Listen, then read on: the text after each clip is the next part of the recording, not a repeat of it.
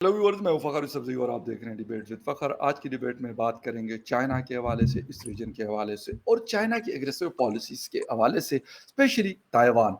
क्योंकि जिस वक़्त यूक्रेन के ऊपर रशिया ने अटैक किया था, तो ये बात भी हो रही थी कि क्या अब चाइना को भी ये लाइसेंस मिल गया? जनरल मैली जो है यूएस के, उनका एक ताज़ा स्टेटमेंट आया, उसमें उन्होंने कहा है कि हम क्लोज़ली मॉनिटर कर रहे हैं चाइना को और चाइना ताइवान के ऊपर अटैक कर सकता है। इसमें क्या हकीकत है, क्या नहीं है, इसके ऊपर आज बात होगी, एनालिसिस करने की कोशिश करेंगे और इसके लिए मुझे जॉइन कर रहे हैं political commentator from India Sumit Peer Sahab. Sumit ji, बहुत शुक्रिया for joining the show. Thank you Fakhar भाई, thanks for the invitation. Sumit भाई, thank you very much for your time. आप मुझे ये बताइएगा कि एक तो ये इस तरह का स्टेटमेंट आना, आपको याद होगा मैंने आपसे भी ये क्वेश्चन किया था कि क्या रशिया यूक्रेन जंग के बाद चाइना को ये लाइसेंस मिल सकता है कि मतलब वो इस तरह की चीजें करें।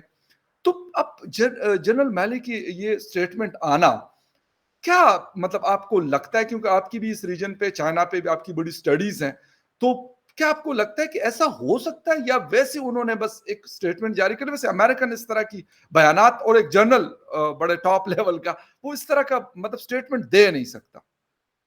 देखिए फागर भाई, शो पे बुलाने के लिए धन्यवाद। सबसे पहले आपको याद होगा हमने इस विषय पे पहले भी बात कर चुके हैं।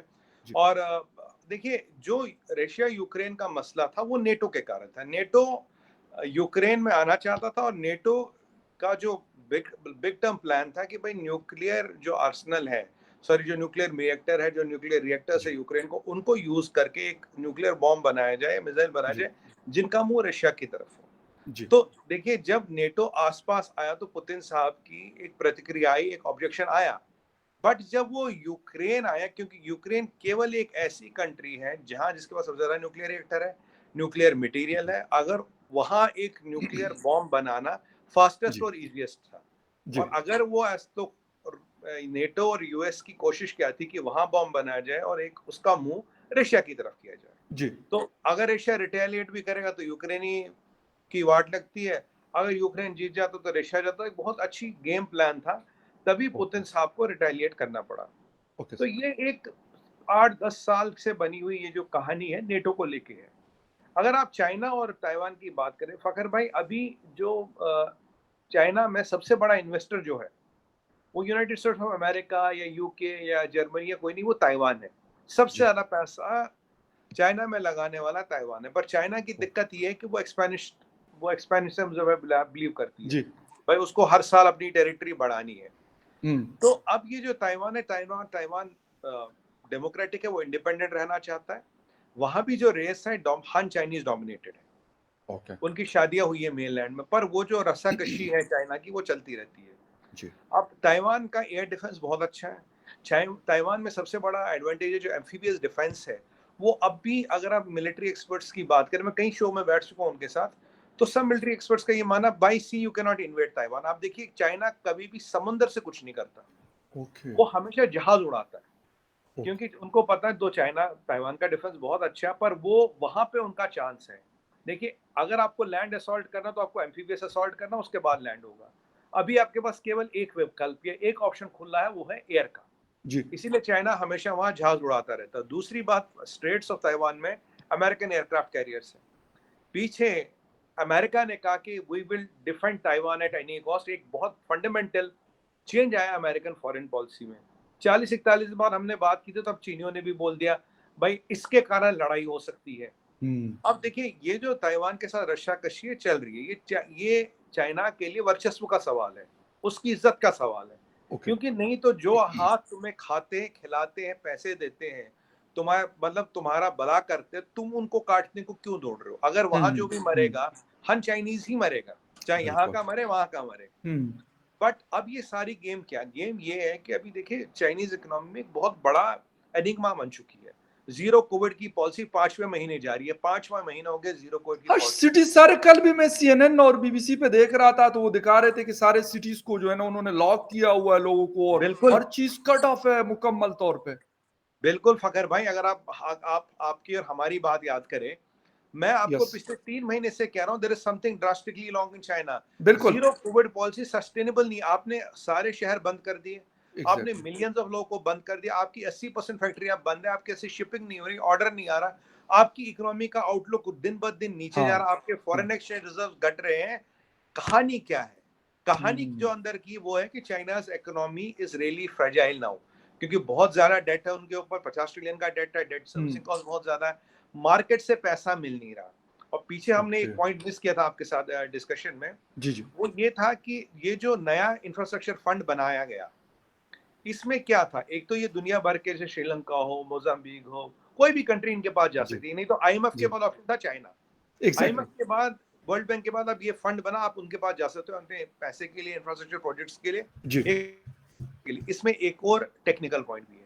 टेक्निकल पॉइंट ये है फखर भाई, कि जहां से चाइना पैसा रेज करता था प्रोजेक्टों के नाम पे, जी, कि भाई मेरे को मोजाम्बिक में प्रोजेक्ट बनाना, मुझे पाकिस्तान में सीपेक बनाना है, मुझे ये करना, मुझे वो करता था यूएस के कैपिटल मार्केट से, यूरोपियन पेंशन फंड से, और कुछ जापान के कैपिटल मार्केटों से। वहां कॉस्ट ऑफ कैपिटल बहुत कम है, और इनफैक्ट वहां आइडल कैपिटल पड़ी है। ओके, वो लाता था तो इन नामों से प्रोजेक्ट, और फिर किसमें, अपने सीसीपी के वो जो जिसे कहते हैं तंदूर, उसमें फूक देता था, ओके। तो सीसीपी का एजेंडा चलाने में उसको जी, फूक देता था।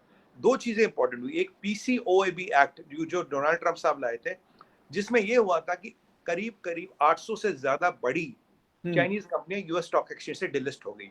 इसका इम्पैक्ट ट्रिलियंस ऑफ डॉलर्स का चाइना इकोनॉमी पे। बाकी हमने ऐप बैन कर लिया, उसका इम्पैक्ट है। और अब ये जो नई चीज बनी, अब जहां से आप पैसा रेज करने जाते हो, हुँ, सीपेक के नाम से, मोजाम्बिक के नाम से, बिल्कुल। सीडी के नाम पे, अब जी, वो कंट्रियां खुद ही पैसे दे रही है। तो चाइना की फंड रेज करने की कैपेबिलिटी सिवियरली हिट हो गई है। मैं जी, आपको चाइना की अब पैसा रेज करने की कैपेबिलिटी दुनिया के मार्केटों से सिवियरली हिट हो गई है। अब मुझे ये समझ नहीं आ रहा कोविड का कौन सा वेरिएंट है जो, मतलब जिसकी महीनों का साइकिल है, ऐसे वेरिएंट ही एग्ज़ैक्टली। नहीं है। अच्छा एक चीज़ 14 दिन से बड़ा किसी का साइकिल ही नहीं है। आपने 2 साइकिल लॉकडाउन कर दिया और तीसरे की जरूरत ही नहीं पड़ती। भाई सिर्फ दुनिया तीसरा में और 2 कहीं महीनों का नहीं है अंदर ना, शुरू हो दुनिया जाएगा। में और किसी मुल्क के अंदर नहीं है। कोर्ट के केसेस अभी दोबारा से पाकिस्तान में कुछ तकरीबन 4% पे पहुंचे इस्लामाबाद में, लेकिन पाकिस्तान को छोड़ देते हैं, मतलब जो एडवांस ममालिक हैं, जो ये बड़े चल रहा है। मुल्क है जिसमें देखिए दुनिया अमेरिका, में भी सब 12-13 हजार नॉर्मल केसेस है। मतलब चला रहे हैं, बस ठीक है वो कोविड के हाँ, केसेस है, लेकिन उसको उसी तरीके से हैंडल किया।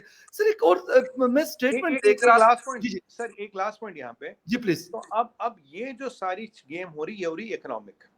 जब जी जिनपिंग पे प्रेशर पड़ रहा है, नवंबर में पॉलिट ब्यूरो कांग्रेस की मीटिंग है, ओके, अब उससे पहले ये धमाका ना करे। धमाका हाँ, इसलिए ना करे, अटेंशन डाइवर्ट करने के लिए, हाँ, इकोनॉमी से अटेंशन हटाने के लिए, और पोलिट ब्यूरो में नंबर बनाने के लिए। जी, क्योंकि जी, अगर आज आप चाइना का कोई भी आउटलुक देखिए, under Xi Jinping it has reduced, and it has okay, reduced substantially. जी, तो अब क्या ऐसी चीज करे जिससे एक पूरा इस सब से अटेंशन हटके अटेंशन कहीं और निकल जाए? और निकल उस गए। परिप्रेक्ष्य में ताइवान इज ऑलवेज ऑप्शन, क्योंकि ओके, ताइवान कहीं ना कहीं चाइना से रिलेटेड है, हुँ, कहीं ना कहीं वो ताइवान पे हमला होगा तो यूएस इन्वॉल्व होगा, यूएस इन्वॉल्व होगा तो वर्ल्ड फिर दो खीमों में बटेगा। बिल्कुल, यहाँ रशियन यूक्रेनी कॉन्फ्लिक्ट हमारा चल ही रहा है, यहाँ ये हाँ, दूसरा करेंगे। तो जो चाइना में जो अंदर ये जो प्रेशर कुकर फटने वाला है, हाँ, हाँ, हाँ, इससे हाँ। ध्यान हटा के एक नया खेल शुरू कर रहे हैं। इसे ओके, कहते हैं camouflage, smoke okay, screen. Exactly बिल्कुल। अच्छा एक चीज़, एक और स्टेटमेंट मैं पढ़ रहा था जो बाइडेन एडमिनिस्ट्रेशन है, Joe Biden president Joe Biden की तरफ से आया था, कि हम चाइना के साथ कुछ चीज़ों में ऐसी वो करना चाहते हैं, मतलब कुछ इस किस्म के स्टेप्स लेना चाहते हैं, जिससे क्योंकि वहाँ पे बहुत ज़्यादा इन्फ्लेशन है अमेरिका में, कि वो कम हो जाए। उन्होंने जो बैन वगैरह लगाए थे, उनकी कुछ कंपनीज़ को शायद वो किया हुआ था, उनका माल नहीं उठा रहे थे मार्केट से चाइनीज़। तो कह रहे हैं कि उसको हम दोबारा से ओपन कर रहे हैं, क्योंकि हमारे ऊपर इस वक्त एक प्रेशर है, और शायद पता नहीं लास्ट 50 ईयर्स में इतना बड़ा इन्फ्लेशन हमने नहीं देखा था। तो एक तरफ ये, दूसरी तरफ ताइवान का इशू, मतलब अमेरिका कंफ्यूज्ड है कि चाइना कंफ्यूज है, क्या मसला क्या है? देखिए फखर भाई, बहुत माकूल सवाल पूछे आपने। सच्चाई तो ये है मेरे भाई, चाइना कंफ्यूज नहीं है, चाइना को पता वो क्या कर रहा है। चाइना पिछले ठीक, 40-50 साल से ये काम कर रहा है। अगर आपको चाइना में जी, याद हो, चाइना में 2 खतरनाक एक्सपेरिमेंट हुए थे, कल्चरल रेवोल्यूशन और ग्रेट लीप फॉरवर्ड। ओके, उसमें 6 करोड़ आदमी फेमेन से, भुखमरी से मरा था। ये माओ ने 2 एक्सपेरिमेंट किए थे। ओके, ये एक ऐसी कंट्री है, देखिए हिटलर ने 6 लाख ज्यू मारे या 60 लाख ज्यू हाँ, मारे, 6 मिलियन, बिल्कुल, 60 लाख ज्यू मारे। जी, जी, हिटलर का नाम हर किताब में, हर शैतान के वर्क पे उसका नाम दर्ज बिल्कुल, है। एग्जैक्टली, उससे बड़ा शैतान ह्यूमैनिटी में कोई हुआ नहीं। बिल्कुल सर, बट बट आप ये देखिए, ये आदमी 6 करोड़ अपनी जनता, फ़खर भाई 6 करोड़ हाँ, बहुत बड़ा नंबर होता, बहुत बड़ा मार नंबर है। चुका है और कोई ज़िक्र नहीं इसका। अगर हम जैसे आप जैसे लोग बात ना करें, दुनिया को पता ही नहीं है क्या? तिएननमेन स्क्वायर की तो बात करें, तो चाइना एक यस। अपनी पॉलिसी के खिलाफ चल रहा है। मतलब कोई डिविएशन नहीं है। बट वो हुँ, पॉलिसी डिज़ास्टर की तरफ ले जाएगी, वो बात अलग है। अब अमेरिका की फॉरेन पॉलिसी फ़खर भाई अभी ऑल टाइम वीक है। अमेरिका की फॉरेन पॉलिसी कन्फ्यूज़्ड है। अमेरिका की फॉरेन पॉलिसी प्रायोरिटी-लेस है। अमेरिका का ओके। सबसे बड़ा थ्रेट मैं सालों से कह रहा हूँ है चाइना। वो लड़ाई कहाँ कर रहे हैं? रशिया यूक्रेन में। यस, इन्फ्लेशन जो आई है रशियन यूक्रेनी कॉन्फ्लिक्ट से आई है। व्हीट बिल्कुल, नहीं आ रहा, फॉरेन एक्सचेंज की वाट लगी पड़ी है, करेंसियां डिवेल्युएट हो रही, यूरोप का बिल्कुल, इकोनॉमिक आउटलुक हमने लास्ट टाइम बात की थी, अब बिल्कुल। 2.7 2.8 की बात करें एग्ज़ैक्टली। 425 से। वर्ल्ड में रिसेशन के कगार में फूड सिक्योरिटी की मसला हो रहा है रशियन यूक्रेनियन कॉन्फ्लिक्ट के कारण। और अब पुतिन साहब की मंशा मुझे ये लग रही है, वो कह रहे हैं यार अब लड़ाई तो होगी, देखी जाएगी। और हाँ, पुतिन का फॉरेन एक्सचेंज रिजर्व गिरा नहीं, तेल बेच के उन्होंने फॉरेन एक्सचेंज रिजर्व लगभग लगभग कह उतना रहे हैं वो मज़े में रह रहे हैं। वो मजे में रह रहे हैं और आधा यूक्रेन खा चुके हैं। आज हाँ, के डेट में हाँ, उनका आधा यूक्रेन पे कब्जा है। मेरा ये मानना है, वो कहेगा देखा जाए यार पूरा यूक्रेनी मैं वापस कब्जे में कर लेता हूँ। अगर हाँ। पुतिन ने अपनी जिंदगी में यूक्रेन वापस लिया है फकर भाई, फॉर्मर जो यूएसएसआर था, सोवियत यूनियन जो थी, जी, जी। उसमें एक पहला स्टेप उन्होंने मतलब ना he has established the stone first step. पहला लग जाएगा उसके अंदर, पहला हाँ, स्टोन पहला लग स्टेप, क्योंकि यूक्रेन सबसे बड़ी टेरिटरी है। अगर यूक्रेन रशिया में मिल जाता तो it is the reemergence of USSR, Soviet Union, okay. Soviet Union का रियर और पुतिन के लिए इससे बड़ा अचीवमेंट, इससे बड़ा ख्वाब जिंदगी का हो नहीं सकता, understanding the Russian hmm, mentality because they call it mother Russia. वो हुँ, जमीन को मां मानते हैं, ये उनकी हुँ, मेंटेलिटी है। हुँ, हुँ, अब हुँ। यहाँ जो बाइडेन साहब की फॉरेन पॉलिसी वगैरह है नहीं, आज ये कुछ कहते हैं, कल ये कुछ कहते हैं, ये बैठे बैठे इन्हें ये हिमालय चला जाते हैं, फिर इन्हें हाँ, जी जिनपिंग याद हाँ, आता है। अब मेरे को पता नहीं, काफी लोग का तो ये माना है he is in early stages of dementia. काफी राइट। लोग अब खुल के बोल रहे हैं, यूएस में बोल रहे हैं इज इन अर्ली जी, जी, स्टेजेस ऑफ डिमनिशिया। राइट। अगर ऐसी हालत है आपकी, आप देखिए कमला हैरिस जी इनके साथ दिखती नहीं है, फोटोशूट इनके साथ हाँ, होता नहीं है, अप्रूवल हाँ, रेटिंग नीचे है। अगर मैं देखूं, अगर आप और मैं भी उस कुर्सी पे बैठे, तो हमारी अभी जो समस्या दुनिया में है वो है चाइना, बिल्कुल, इट्स नॉट रशिया। देखिए बिल्कुल, रशिया का टेरिटोरियल एम्बिशन नहीं है, रशिया का टेरिटोरियल, चाइना का टेरिटोरियल एम्बिशन है। रशिया का एम्बिशन है। कल्चरल एम्बिशन नहीं है, चाइना का कल्चरल एम्बिशन है। बिल्कुल है। रशिया आपके मजहब और दीन और आपके इंसान, आपके पर्सनैलिटी को डोमिनेट नहीं हाँ, करना चाहता, हाँ, चाइना तीनों को डोमिनेट करना चाहता है। ओके। अगर मैं बोलूं चाइना जर जमीन जोरों तीनों पे उसके नजर है। रशिया की इकोनॉमिक एम्बिशंस हो सकते हैं, एक ओके, वर्चस्व की बात हो सकती है, पर जमीन पे, जर पे, जमीन पे और जोरों पे उसकी नजर नहीं है, लैंड लीजेस राइट, और लिटरेसी पे नजर नहीं है। और ओके। चाइना की तीनों पे नजर है। अब ये बताइए, अमेरिका की फॉरेन पॉलिसी भी ऑल टाइम लो है, ऑल टाइम वीक है। अच्छा, सुमित जी एक चीज़ और है, मतलब हिंदुस्तान, क्योंकि जी क्वाड का हिस्सा है और मतलब लग ऐसे रहा है कि चाइना को डायरेक्टली अमेरिका ना तो अटैक कर सकता है, ना उसको काउंटर कर सकता है, ना कुछ और ऐसी चीज़ कर सकता है। यकीनन क्वाड का हिस्सा है हिंदुस्तान, तो मतलब और बॉर्डर लगता है हिंदुस्तान का चाइना के साथ। आपको क्या रोल लग रहा है हिंदुस्तान का कि मतलब हुकूमत क्या सोचती है या वहाँ के फोर्सेस के लोग क्या सोचते हैं? अगर ऐसी कोई सिचुएशन क्रिएट होती है ताइवान के साथ, तो यकीनन फिर मेरे ख्याल जो सबसे बड़ा ऑप्शन होगा अमेरिका के पास ताइवान को हेल्प करने के लिए वो हिंदुस्तान है। तो देखिए क्या मतलब उसमें क्या एक पॉलिसी हो सकती है हाँ इंडिया बिल्कुल। की? नहीं, ये बहुत अच्छा सवाल पूछा फ़खर भाई। देखिए फ़खर भाई, हमारी फ़ॉरेन पॉलिसी बिल्कुल क्लियर है। आपकी लड़ाई है, हमारी लड़ाई जी, है। जी। अगर सलीम की सलमान से लड़ाई है, उसकी लड़ाई है। अगर क्रिस की नॉरम से लड़ाई है, उसकी लड़ाई है। ठीक। ये लड़ाई होगी ताइवान और चाइना की। जी, America is committed to save China for geo strategical interest. हम जी। ना किसी की लड़ाई लड़ते हैं, ना किसी की लड़ाई लड़ेंगे, ना ओके, किसी की लड़ाई में आज तक पड़े हैं। हमारा कोई मत, जब तक आप हमारी ज़मीन को नहीं छुओगे, हमें आपसे कोई वैर नहीं। ओके। अगर आप हमारी ज़मीन पे अटैक करोगे, हमारी ज़मीन को लेने की कोशिश करोगे, पूरा जवाब देंगे और हमें अपनी ज़मीन बचानी आती है। बट ताइवान की लड़ाई, जैसे रशिया और यूक्रेन की लड़ाई हमारी लड़ाई नहीं है, ताइवान और चाइना की लड़ाई भी हमारी लड़ाई नहीं है। चाइना, ताइवान और अमेरिका की लड़ाई भी हमारी लड़ाई नहीं है। क्योंकि ये जो आपकी कंफ्यूज फॉरेन पॉलिसी रही है अमेरिका की, उसके कारण दुनिया में बहुत मसले खड़े हुए हैं। हम देखिए, हम दुनिया में एक पॉजिटिव और सकारात्मक रोल प्ले करते हैं। We play a very positive role in the world. हम लड़ाइयों वड़ाइयों के साथ नहीं, जब तक हम पे लड़ाई नहीं होती, जब तक हम हमारे इंटरेस्ट को हर्ट नहीं हो, we will not fight, but we are not going to fight anybody's war. ये पॉलिसी, मैं गवर्नमेंट का पार्टी हूँ, बट मैं आपको ये पॉलिसी विद 100% कॉन्फिडेंस कह सकता हूँ, we are not going to fight anybody's war. ये हमारी लड़ाई नहीं है, ये उनको देखना पड़ेगा वो कैसे मैनेज करें। और अगर आपको चाइना को क्रिपल करना, जो ऑलरेडी हो रहा है बाय द वे, जी, मैं जी। आपको अगर ये आज कॉन्फिडेंस के साथ कह रहा हूँ, चाइना को इकोनॉमिक क्रिपल करने के लिए ना आपको बंदूक चाहिए, ना आरपीजी चाहिए, ना मोटार चाहिए, ना राफेल चाहिए, ना मिसाइल चाहिए। आपको, आप उनको इकोनॉमिकली जितना तंग करोगे, जितना उनको स्क्वीज करोगे, China will break under its own weight. Hmm, China highly leveraged economy है। हाईली लेवरेज्ड इकोनॉमी में दो चीजें होती है, reduce the cash flow, hmm, reduce the cash flow, hmm, reduce the import export, मतलब इंपोर्ट एक्सपोर्ट बैलेंस को, जो okay. उसके एक्सपोर्ट्स उसको रिड्यूस करो। उसका कैश फ्लो अगर आपने कम किया या रोका, it will crumble its under weight, on weight. ये मान लीजिए एक डैम है, आपने डैम के एक दीवार में डायनामाइट लगाया, इतना सा क्रैक हो गया, बाकी काम पानी का प्रेशर खुद कर देगा, आपको कुछ नहीं करना। अगर इतना हुँ, भी क्रैक हो गया, बाकी काम पानी का प्रेशर कर देता है। ये ओके, चाइना की इकोनॉमी बिल्कुल वैसी है, सेल्फ सस्टेनिंग इकोनॉमी नहीं है, एक्सपोर्ट ओरिएंटेड इकोनॉमी है, हाँ, हाईली लेवरेज इकोनॉमी है। ये एक ऐसी कंट्री है जहां इकोनॉमी को एक पॉलिटिकल टूल की तरह यूज किया जा रहा है। ओके, एक वाहिद फाइन, कंट्री है जो इकोनॉमी को पॉलिटिकल टूल की तरह यूज कर रही है। अब राइट, देखिए फगर भाई, क्या होता है, मैं आपको एक चीज बताऊं।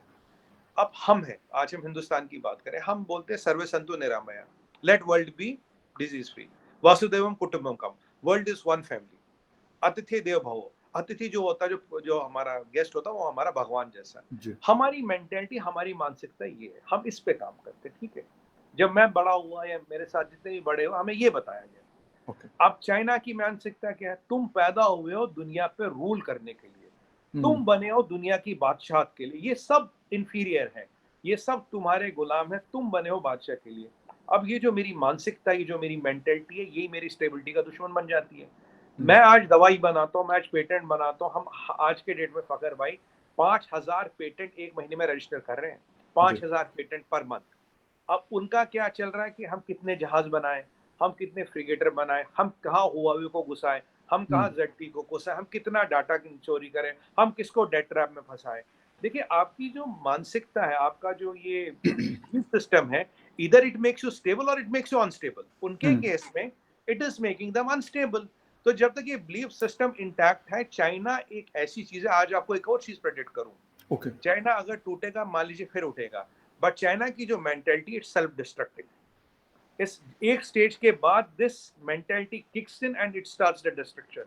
चाइना को चाइना ही रोकता है, चाइना हुँ, को चाइना की हुँ, मानसिकता रोकती है। चाइना को, ना आपको, हुँ, ना हमको, ना अमेरिका को, किसी को रोकने की जरूरत नहीं है। राइट, उनका कैश का नलका बंद करो और उनकी मेंटेलिटी को छोड़ो। एक कहावत है इंग्लिश में, कह रहे leave idiot with a room, in a room with a rope, okay. Rest idiot and rope will do. ज़बरदस्त। अच्छा मुझे एक लास्ट क्वेश्चन है। कल टेलीग्राफ का एक स्पेस हो रहा था, ट्विटर स्पेस, जी मैं भी वहाँ पे था। वहाँ पे डिस्कशन हो रहा था यूक्रेन रशिया वॉर का और जी साथ में रोल ऑफ हिंदुस्तान मतलब इंडिया एक चीज़ थी। खैर मैंने कुछ एक्सपर्ट्स को सुना वहाँ पे कुछ जी अमेरिकन्स थे, कुछ ब्रिटिशर्स थे। उन्होंने कुछ बातें की। एक बात तो जी उन्होंने ये की कि हिंदुस्तान के बड़े मतलब ताल्लुकात हैं रशिया के साथ, लेकिन दूसरी तरफ Hindustan is the member of quad और अगेंस्ट चाइना, ये क्योंकि अमेरिका का ये भी एक बहुत बड़ा इशू है। तो बचा कैसे जा सकेगा मतलब हिंदुस्तान की अगर चाइना और अमेरिका का कोई ऐसा वो होगा क्योंकि डायरेक्टली तो उनके कोई बॉर्डर शायद नहीं मिलते, मुझे जितना पता है, मुझे इतना पता जी नहीं है बॉर्डर का, वो इमरान खान वाले साहब है लेकिन मैं समझ गया लेकिन आपका इशारा कहाँ की तरफ है, जी, जर्मनी और लेकिन जापान का बॉर्डर मिलता है। एग्जैक्टली बिल्कुल मैं मतलब वो नहीं, मैं इसलिए बोल रहा हूँ कि मुझे एग्जैक्ट नहीं पता कि उनके बॉर्डर कहाँ कहाँ मिलते हैं। अगर नहीं भी मिलता है तो शायद आप वाली बात है कि वो मिला लेते हैं अपने बॉर्डर, कहते हैं यहाँ पे भी है, वहां पे भी है, वहां पे भी है। अच्छा, अब यहाँ पे हिंदुस्तान लाजमी एक सी बात है, मैं ये नहीं कहता कि आपने किसी की जंग लड़ी है, कभी नहीं लड़ी। आप लोग की हिस्ट्री है जब से हिंदुस्तान पाकिस्तान अलग हुई या उससे पहले, ऐसा कुछ नहीं है। बट फिर भी जब आप क्वाड मेंबर होंगे, एक तरफ ऑस्ट्रेलिया, हिंदुस्तान, अमेरिका, और ये लोग खड़े होंगे, तो यकीनन कुछ तो ऐसा होगा कि मतलब अगर आपकी ज़मीन इस्तेमाल हो सकती है, आपका जो एरिया है मतलब आपका सी इस्तेमाल हो सकता है, आपकी एयर स्पेस इस्तेमाल हो सकती है, ऐसा तो कुछ हो सकता है। देखिए फगर भाई, अगर हमारे कुछ एग्जिस्टिंग एग्रीमेंट्स हैं, जैसे हमारा एक जापान के साथ एग्रीमेंट है, ओके, हमारा सिंगापुर के साथ डॉकिंग एग्रीमेंट है, जो एग्जिस्टिंग एग्रीमेंट है, देखिए ना हमारा जहाज यूज होगा, ना हमारे एयरफोर्स यूज होगा। बट अगर जो हमारा एग्जिस्टिंग एग्रीमेंट है जिसकी तरफ हम रिफिलिंग जापान में कर सकते हैं, जापान यहाँ कर सकता है, हम सिंगापुर में कर सकते हैं, सिंगापुर यहाँ कर सकता है। कल को जापान अपना जहाज भेजना चाहे और वो चाहे मुझे रिफिलिंग दो, एक पुराना एग्रीमेंट है, प्रीडेटेड एग्रीमेंट है, उसको हम ऑनर करेंगे, उससे ज्यादा हम कुछ नहीं करेंगे। जो हम कोई नया एग्रीमेंट नहीं करेंगे, हम ना आर्म्स भेजेंगे ना आर्सला भेजेंगे। और रशिया यूक्रेन की बात करें फखर भाई, आपको याद होगा पहले दिन से हमने हाथ जोड़े थे, हमने विनती की थी cease fire, unconditional cease fire. अगर आज देखिए आप और हम फिर शो पे हैं, अगर तब सीज फायर हो गया होता सर, आज इन्फ्लेशन होती, फूड शॉर्टेज होती, खाद की शॉर्टेज होती, जितना इन्फ्लेशन हो रहा है। और ये जो गरीब मुल्क है दुनिया के जिन पे इसकी मार पड़ रही है, बहुत ज्यादा मार पड़ रही, पड़ती नहीं। $150, $110, $120 बैरल, ये $120 का पेट्रोल होता नहीं होता। ये सारी इस गलती का जो खामियाजा है और सीज फायर न कराने का जो खामियाजा है, आज आप, मैं और हमारे देखने वाले दर्शक और दुनिया में हर कोई इसका दे रहा है। We are all paying for it, we are all paying for it, that is the fact of life. और इसको अब भी नहीं रोका गया तो we will keep on paying. और रोकने का एक तरीका फकर भाई, केवल एक, हथियार देना बंद कर दो यूक्रेन को, लड़ाई रुक जाएगी। जब तक लेकिन सर वो अमेरिका ने तो अभी फिर अनाउंस किया कि $800 मिलियन के हम मजीद वेपन दे रहे हैं। कल परसों में कहीं पढ़ रहा $1 दिया फखर भाई, 15 दिन पहले $1 बिलियन का हथियार दिया। अब वही वाली बात है ना, देखिए अमेरिका क्या सोच रहा है। अमेरिका में ना वो जो प्री कोल्ड वॉर हैंगओवर है, पता नहीं पॉलिसी मेकिंग में आजकल किस किस को बैठा रखा है, मतलब भगवान ही जाने। अब उनका जो वो हैंगओवर है ना कि भाई वो Soviet union is enemy, Russia is enemy, ये है वो है। अब उनका मानना सीधी सी बात है फखर भाई, मेरी जमीन पे लड़ाई हो नहीं रही, पहली बात, ठीक है। रशियन मरे, यूक्रेनी मरे, ये एक ही नस्ल के हैं, कोई भी मरे, हमको हमें कोई फर्क नहीं पड़ता। और जब तक ये आपस में भिड़े रहेंगे हमें इनसे दिक्कत नहीं। ये इनकी तीन मेंटालिटी है। पर वर्ल्ड में जियोपॉलिटिक्स बदल चुकी है। मैं आज आपको एक और चीज बोलूं, अगर डोनाल्ड ट्रंप साहब होते तो ये लड़ाई नहीं होती, मैं गारंटी लेता हूँ। वो ये लड़ाई होने नहीं देते, कुछ भी करके इसको रोक देते। आज भी मोदी जी पहले भी कह रहे थे, आज भी मोदी जी कह रहे सीज फायर करो। अगर वर्ल्ड हमें मौका दे और बोले आप नेगोशिएट करो, हम शायद सीज फायर नेगोशिएट कर सकते हैं। बट पहले दुनिया को हथियार देना और मौत का सामान बंद करना होगा। आप हथियार और मौत का सामान बंद करो, शांति की बात हम करेंगे। ये बहुत अच्छी जबरदस्त आपने बात की। हालांकि डोनाल्ड ट्रंप साहब के ऊपर बड़े मतलब लोग बड़ा क्रिटिसिज्म करते थे, लेकिन यकीन करें वो बड़ा एक, जैसे कहते हैं ना कि मस्त किस्म का आदमी जिसको कहते हैं कि उस तरह का आदमी। तो और आपकी बात से मैं बिल्कुल एग्री हूं कि शायद ये जंग ना हो पाती। वो प्यूटन को जैसे कब करते, काबू करते, कर लेते, सारा कुछ करते। और अभी जो आप बात करें कि जब तक वेपन बंद नहीं होगा तो फिर वो हिंदुस्तान बात करे या अमेरिका बात करे या जर्मनी बात करे, वो फिर फर्क नहीं पड़ेगा। क्योंकि आग के ऊपर आप तेल डाल रहे हो और ऊपर से कहें कि ये हम पानी से बुझा भी लेंगे, तो मेरा नहीं ख्याल कि वो आग बुझ सकती है। सुमित साहब बहुत शुक्रिया आपके टाइम का। And viewers, thank you very much for watching debate with Fakhar Yousafzai. किसी और डिबेट में आपसे फिर मुलाकात होगी, तब तक के लिए take care and bye. Thank you Fakhar भाई, प्लेजर ऑलवेज। बहुत शुक्रिया sir, thank you very much, thank you.